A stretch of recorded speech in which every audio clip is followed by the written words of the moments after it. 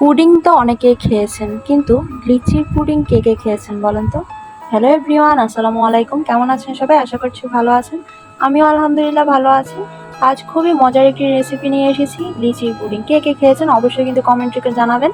তো আমি প্রথমেই অনেকগুলো লিচি ছিলে নিয়েছি, এরপর লিচির যে ভেতরে আটিটা থাকে ওইটাও বের করে নিয়েছি। দেন আমি একটি ব্লেন্ডারের জারে ভালো করে ব্লেন্ড করে নিয়েছি, দেখতে পাচ্ছেন। তারপর ব্লেন্ড করার পর আমি ভালো করে ছেঁকে নিয়েছি।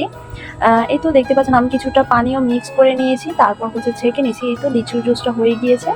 দেন আমি লিচুর জুসটা বানিয়ে নিয়ে চলে যাচ্ছি চুলাতে। আমি একটি প্যান বসিয়ে দিয়েছি।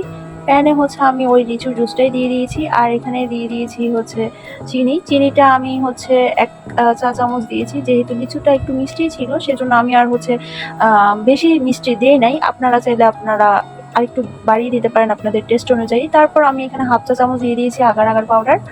দেন আমি ভালো করে মিক্স করে যখন একটু লিচির জুসটা উতলে আসবে, তখন নামিয়ে ঠান্ডা করে তারপর ডিপ ফ্রিজে কিছুক্ষণ রেখে দেওয়ার পর দেখতে পাচ্ছেন খুব সুন্দর করে জেলিটা সেট হয়ে গিয়েছে।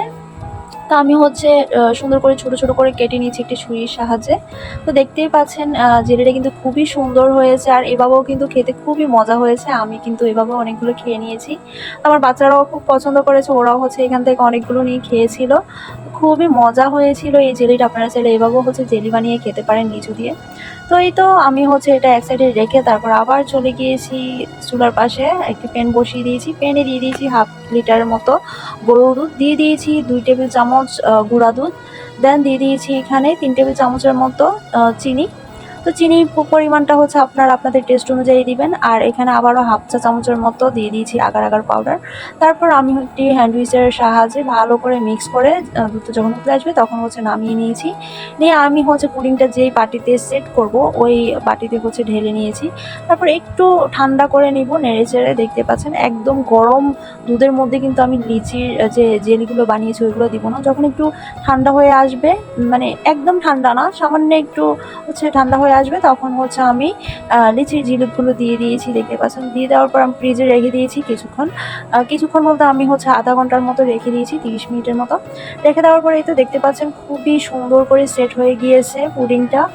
আর এত মজা হয়েছিল, মানে দুধের মধ্যে লিচুর একটা ফ্লেভার, আর ভিতরে লিচুর মানে কামড়ালেই লিচুর একটা স্বাদ। খুবই মজার ছিল এই পুডিংটা। অবশ্যই বাসায় বানিয়ে একবার হলো ট্রাই করে দেখবেন, জাস্ট প্রেমে পড়ে যাবেন আপনারা। খুবই মজা হয় এই পুডিংটা, এত ইয়াম্মি। মানে আমি তো বানিয়ে এরপরে খেতেই লাগছিলাম।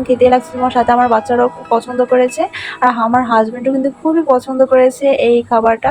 তো আপনারাও আপনাদের পরিবারকে এভাবে খুশি করে ফেলতে পারেন এই ধরনের ডেজার্ট বানিয়ে এই গরমে। তো অবশ্যই বাসায় ট্রাই করে দেখবেন, অবশ্যই ভালো লাগবে। তো আমার ভিডিওটি কেমন লেগেছে অবশ্যই কমেন্ট করে জানাবেন। ভালো লেগে থাকলে লাইক কমেন্ট শেয়ার করে দিবেন। সবাই ভালো থাকবেন, সুস্থ থাকবেন। আল্লাহ হাফেজ।